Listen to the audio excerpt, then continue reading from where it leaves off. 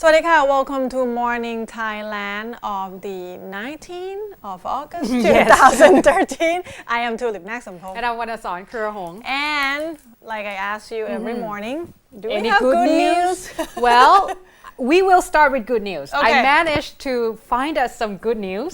Okay, so the first news would be the fixing or trying to at least build something so that the people in Sanghla Buri could cross over, because remember I report about the old wooden bridge, Right. the longest wooden bridge right here in Thailand, or they call it Sapan Mon at this point, or Sapan Uttama Nuson Bridge.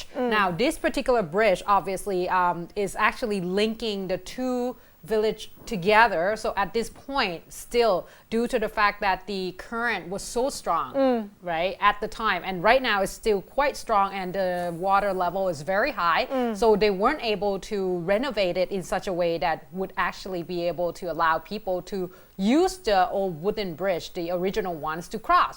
So at this point, people are getting together, and this is not by the authorities.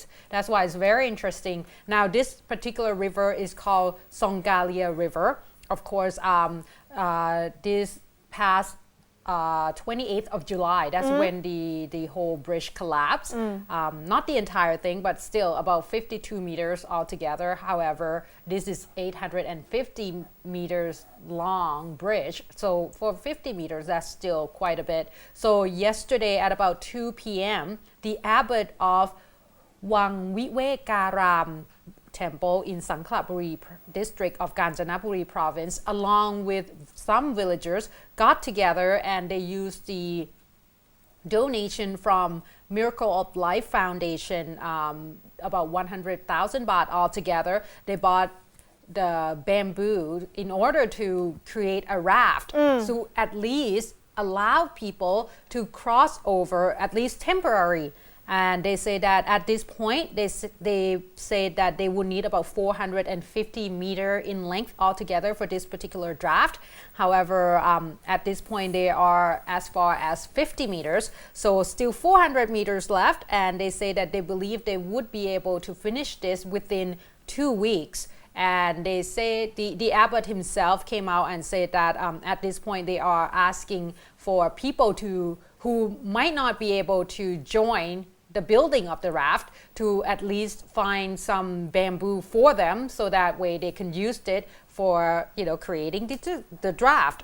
So I think it's one of those local knowledge that would be used, since you can't really rebuild the entire thing at this point, because that's going to take a lot of time and equipments and such. A raft is at least a good way for people to getting from one place to another. Right. Exactly. Temporary solution. Yes. So another good news, Kuntulip, very quickly, is not one of those big news, but still quite interesting. If you get a chance to go to Chonburi province, Right. In Sansuk district. Right. Now Sansuk means like Very happy. Yeah, super happy. Super It's the name of the district actually. One interesting thing there is that their police station looks very luxurious, and it's a little bit more like a hotel. Get a hotel feeling, rather than just like inviting kind of atmosphere. Very inviting. Well, police station, you don't really want to go there even though it's inviting. Yeah, exactly. But they say that the Sansuk police station, the chief officer there, said that the reason he did this. Oh, that's fancy. Exactly. The reason he did this because he said that a lot of people go into the police station with troubles. So the best thing that at least the police could do is to gather all these good feelings to become quite inviting and accommodating for a lot of people. So at this point, it seems like a lot of people actually take into this quite well. According to a lot of villagers that the reporter has been talking to, the villagers or the locals say that is actually quite nice, because they feel like if they have troubles and once they stepped in, just the image of the police station alone already puts a smile on their face. And they say that at this point, you also have one of those, they call it a reception. area where you have a pretty lady giving you a queue number as well, in terms of, she's probably asking you almost like when you step into a bank and they ask you like, oh, what are you here for? And then they, direct you to a certain, channels where you're supposed to meet. But this time is actually direct you to the right policeman, I guess, to talk to. Now, that's from Monday to Friday where this pretty lady is going to be there. For on the weekends, you will get to be greeted by this is what the chief said, handsome policemen, young and handsome policemen. So if you're interested, to actually pay a visit, I'm pretty sure you can go in and take a picture. I don't see why not. But this is part of the ideas where the chief said that he used his own money along with the donation from the locals to revamp the police station, make sure that it's a little bit more inviting and, create the good feeling for the people. So those are two good news that I have for you. Okay. I know you have somewhat good news. Somewhat, you can consider it good news. Yeah, they got arrested. Because it's yesterday there was a press conference of 3 really big drug trade arrests. Just gonna tell you in conclusion of 3 cases in a row. Right. The first one happened. The suspect got arrested on Saturday. 18-year-old, very young. The suspect is 18-year-old. I cannot call him a boy. Right. 18-year-old guy from Chiang Mai and 23-year-old woman were arrested along with 428,000 methamphetamine, 11 millimeter guns, and 143 bullets at a condominium in Mueang Thong Thani, Nonthaburi province. So if you know, Mueang Thong Thani is actually not that far from Bangkok, and somebody might even call it Bangkok actually. It's not that far. The police got tipped off that these two rent a room in condominium to use as a place for drug transition. So when they brought in from wherever and before they send out to wherever it's transition. So that's the smallest one among 3 that I will report to you.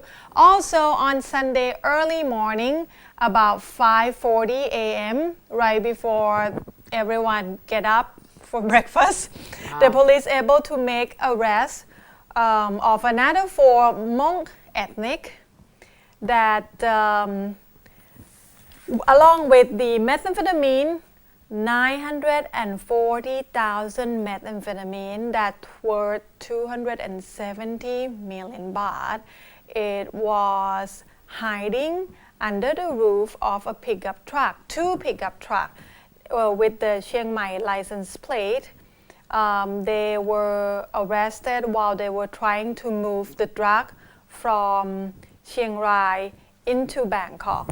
Now, this one, the police got tipped off that this is the order from Bangkok prison that hire Hmong ethnic, this group of Hmong ethnic, to move the drug from the border in Chiang Rai into Bangkok and vicinity. And the police able to identify these 4 Hmong ethnic, 4 people that trying to move the drugs from lychee plantation, lychee farm. Somehow it was hiding a lychee farm, and then they move it into the pickup truck and try to, they were on the way down to Bangkok. But police able to follow them and changing cars, so they're not being too suspicious, and finally identifying themselves and make arrest of 4 people. And he believed that these drugs are part of the Chalerm Asawakun drug network that is actually in Bang Kwang prison, and his brother Chachawan is still in hiding somewhere in neighboring country along Mae Sai district, Chiang Rai province, but in neighboring country. So yes, that is a big arrest. And this is, they believe, related to the 4.5 million methamphetamine drug arrest that they made in July. Remember, Okay. we reported a really, really big one Right. in July. So this is like this is part of from that that. one. That one was along with the crystal meth for 60 kilograms. That's a big one. Right. And the third one of this weekend, around yesterday afternoon, around 3 p.m., the police able to arrest another group of drug trade. It's the suspect is Hmong ethnic 31-year-old from Tak province. He was driving a sedan, Toyota sedan with Bangkok license plate. In the car, the thing is he was picking up what looked like a diaper box. Okay. 7 diaper boxes. Okay. And in those boxes, instead of diaper, it's actually 1,210 methamphetamine. Okay. They were picking up these drugs in Nakhon Pathom area, Puttamonthon, Side 5. So, It's on the way to delivery. okay. And it was coming in from Chiang Rai. So this is like a transition place before they deliver somewhere in Big C in Nonthaburi. Okay. Big cases. I'm glad that they were able So it's like to over the weekend, confiscate. it's almost 2 million methamphetamine. I think over at and, this point, adding up with, And that's just during the transition. So good thing is they get them arrested and confiscated. So they did not quite make it to wherever it's supposed to be. Now, moving on to another case, downhill from here, unfortunately. No more good news. Right. At this point, there have been another report of a body found of a woman once again, and this time is on the roadside in Bang Pa-in district of the Pranakon Si Ayutthaya province, which is not that far from Bangkok, obviously. Now, they say that this is, the body was found to be burnt, and she was naked. They say that at first, all they knew was that this lady should be about 20 to 25 years old, and she dyed her hair red. However, later on yesterday, about 5 p.m., finally there was a person that went in, another woman went into the police station and identified herself as Sawitri Suntaratta, age 34. She said that she claimed that this particular body belongs to her sister, Kun Kankanit Suntaratta, age 42. Now she said that her sister went missing, got on her car, which is Honda Jazz, and she's claimed that there was a man, an unidentified man. She said that she personally did not know this person. However, this particular person is about 40 years old, picked up her sister, and she claims that prior to this, her sister has lent her boyfriend over a few 100,000 baht. So, and it seems like she has a hard time getting it back. So that could be the motive. However, the hardest part is that the police still not sure who this particular person is because the sister did not realize either, unfortunately. However, the police said that according to the body that were found, the person actually pour over a glue substance in order to ignite the fire even further, so that way that her body was burned a little bit more. So at this point, the police actually look at the case and then think that it could have been stemming from the personal issue that has been arose. Now, just very quickly before we go to a break, we talked about the suitcase killing that we have found. Apparently, finally, the police were able to arrest the person that did it, and it's not a Thai at all. This is like these people are from Uzbekistan, including the victim itself or herself. Now they say that this is on Friday. Unfortunately, is later on Friday, so we did not we weren't able to report it on the day. They say that on the 16th, at about 1 p.m., the police were able to, they were contacted by Kun, one of the condominiums where these particular people actually were staying in, and said that he believed that the person inside that rented a room was actually responsible for this. Now the person name is Raft, age 23. And when the police went into a condominium, he was there along with another woman as well as 3 of the children, 3 boys. Now they say that once they got into the room, they could smell, like the blood, and of course, it's quite bad, the situation. Now, according to his alibi, he said that, not alibi at this point, more like confession, he said that the person that he killed is actually his longtime girlfriend, and they were having a little bit of a quarrel, and they say that her name is Laila Nilufa, age 24, and of course there was a little bit of a money problem because she asked for money back from him and also scolded his mother. So that's when the things got out of hand. So he killed her and then stuffed her in a suitcase, and hopefully to get away with it. But obviously the police were able to arrest him just right before then. So case closed for the suitcase killing. All right, so that's all the updates I have.